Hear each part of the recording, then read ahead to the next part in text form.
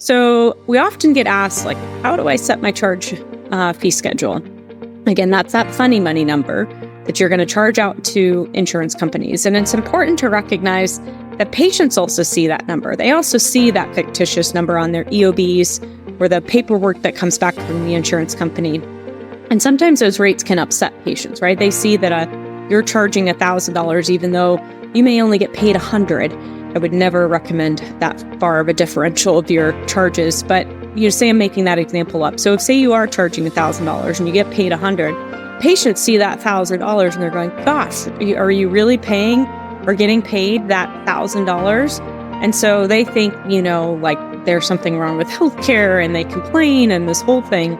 So really making sure that you set your charges appropriately is important from that like visibility perspective or, because your patients aren't going to see it.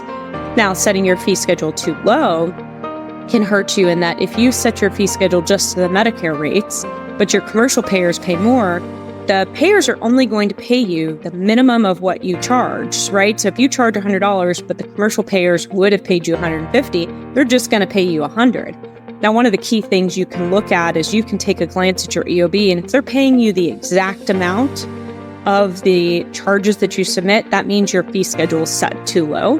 And if there's no contractual adjustment line on there, that means your fee schedule is set too low. Typically, we recommend, setting your fee schedule 200 to 300% of Medicare. And that can be a good mid-range value so that your accounts receivable doesn't look too inflated, right? So if your fee schedule is too high, so 400% of Medicare, means you're just going to be writing off a whole bunch. So your insurance AR, your accounts receivable looks really, really high when in reality, you're never going to get paid that.